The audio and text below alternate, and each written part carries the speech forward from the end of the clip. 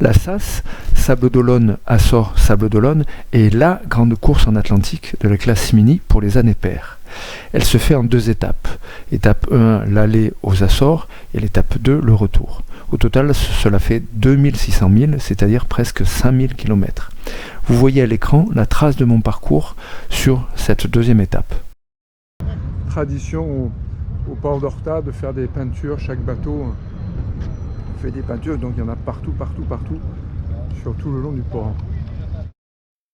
Pour respecter la tradition, nous avons fait une peinture avec le numéro de chaque bateau de la course. Le dernier coureur, Marin Lenours, étudiant de 21 ans, termine sa première étape le jour de notre départ.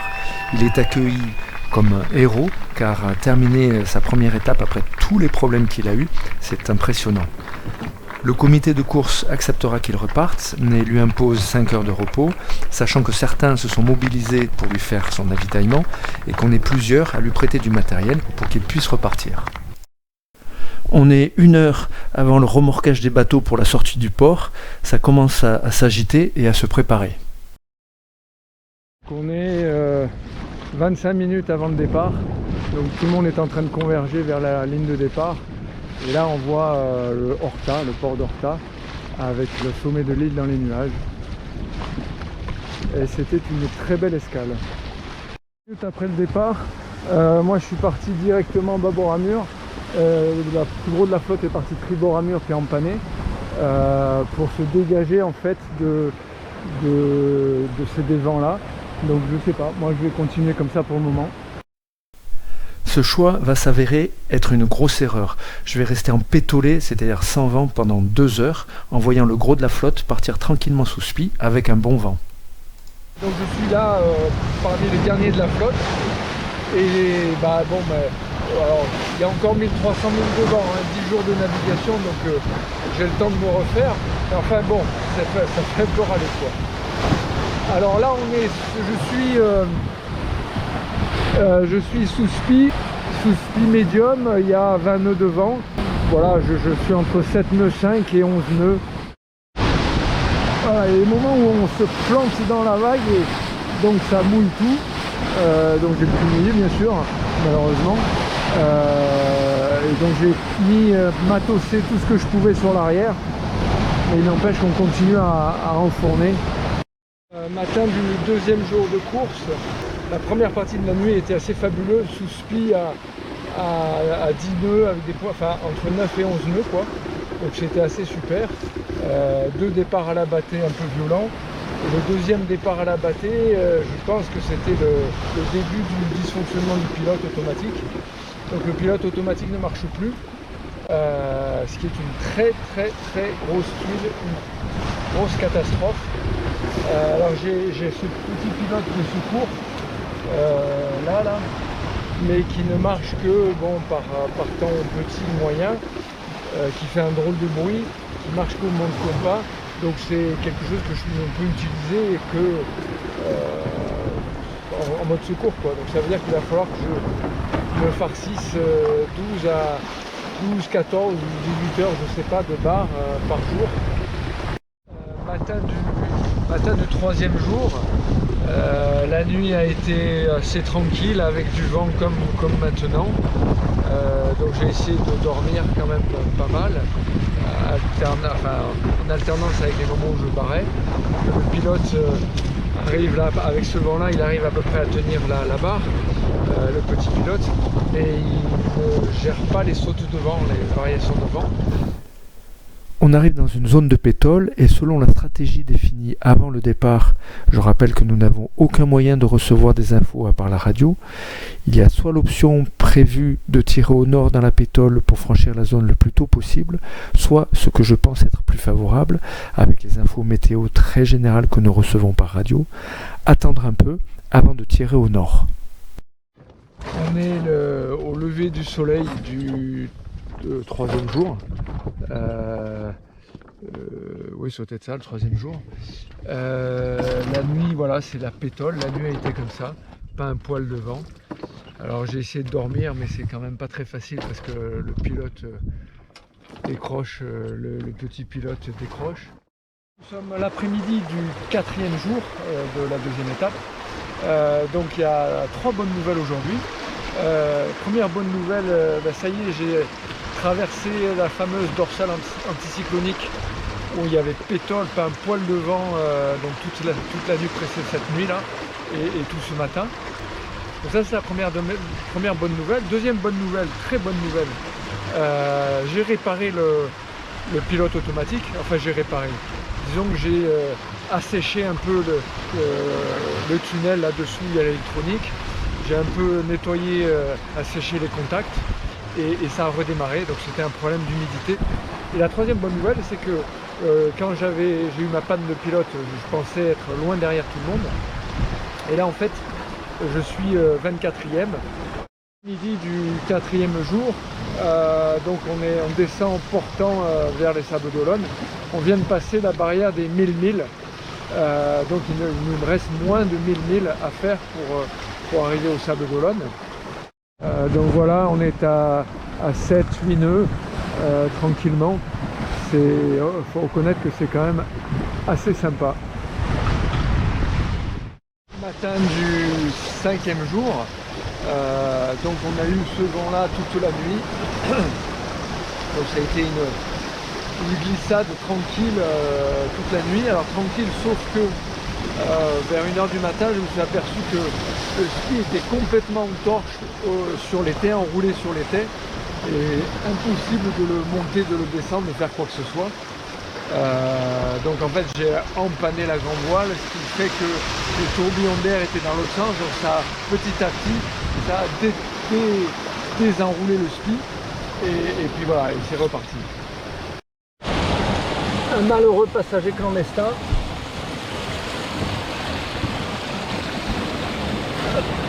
Ah mais il est coulé. Fin d'après-midi du 6e jour, quelques points marquants. Le premier point, pas très glorieux, mais j'ai de plus en plus mal aux fesses des escarres, parce que ça a été très humide ces derniers jours et j'ai pas fait assez attention.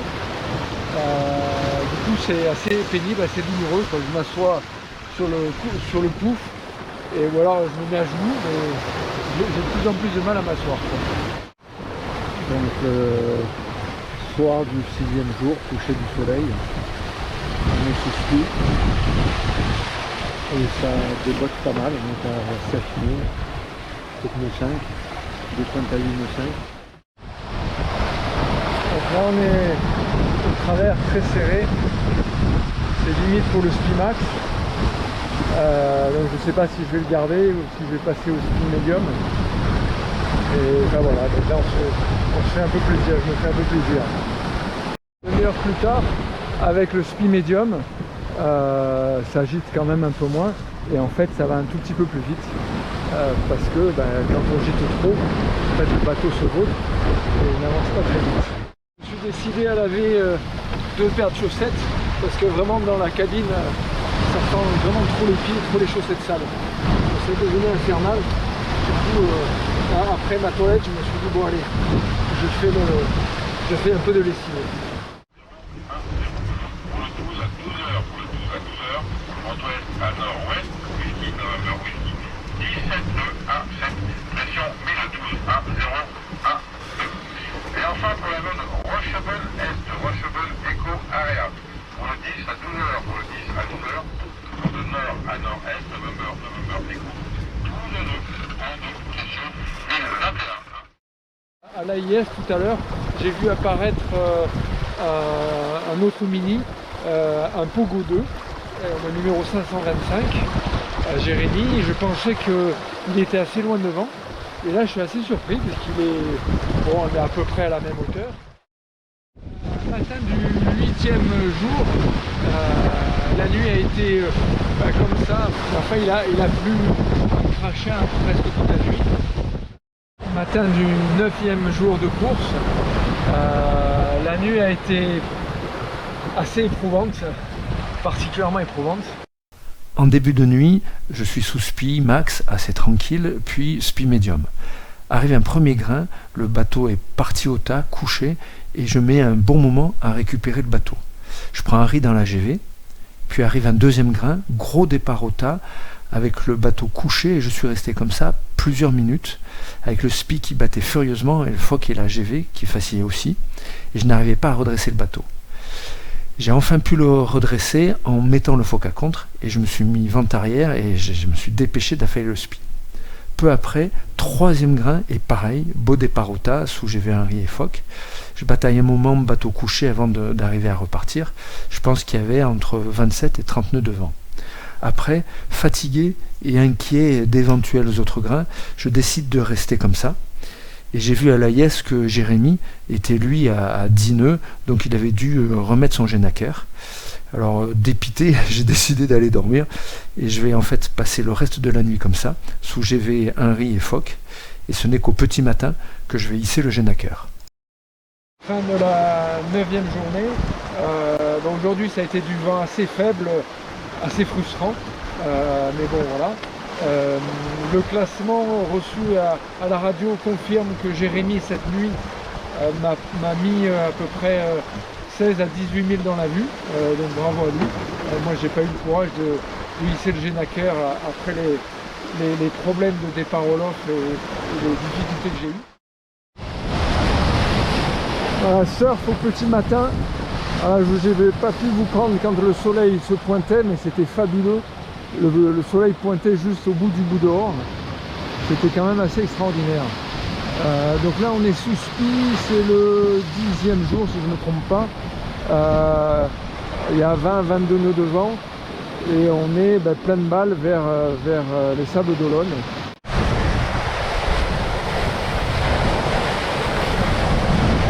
Du 11e jour, 11e et dernier jour, la nuit a été assez tranquille, sous Genaker tout le long, avec du crachin, donc je ne suis pas beaucoup sorti. Et on était au coude à coude avec Jérémy, pas au coude à coude. Il est 4-5 000 de vent, et à l'AIS, on est resté exactement dans les mêmes positions relatives pendant toute la nuit, et donc il est toujours 4-5 000 de vent. Et on est à 12 000 de l'arrivée, donc on arrive d'ici 2-3 heures avant midi. Donc le ponton du Vendée Globe, avec à gauche les IMOCA, et à droite donc toute la file des bateaux, des mini qui ont fait la SAS. Et les IMOCA, ça a quand même une autre taille que les mini. Au classement final, je suis 31e sur 47, ce qui est très honorable, et entre parenthèses, deuxième des pointus derrière Mathilde, qui elle arrive 29e. A noter qu'après 21 jours de course, nous sommes 3 à arriver à moins de 5 minutes d'intervalle, ce qui est rien. Cette course, la SAS, aura vraiment été magique. Une ambiance très sympa, des moments très très forts, que ce soit les longues glissades au surf, les galères, comme le coup de vent dans le golfe de Gascogne à l'étape 1, ou la panne du pilote dans l'étape 2. Aussi il y a une nuit incroyable pleine d'étoiles, le départ et l'arrivée au ponton du Vendée Globe, enfin la liste est longue. Donc c'est une course pour moi fabuleuse, qui est l'aboutissement d'un projet de 3 ans, où je me suis éclaté comme jamais.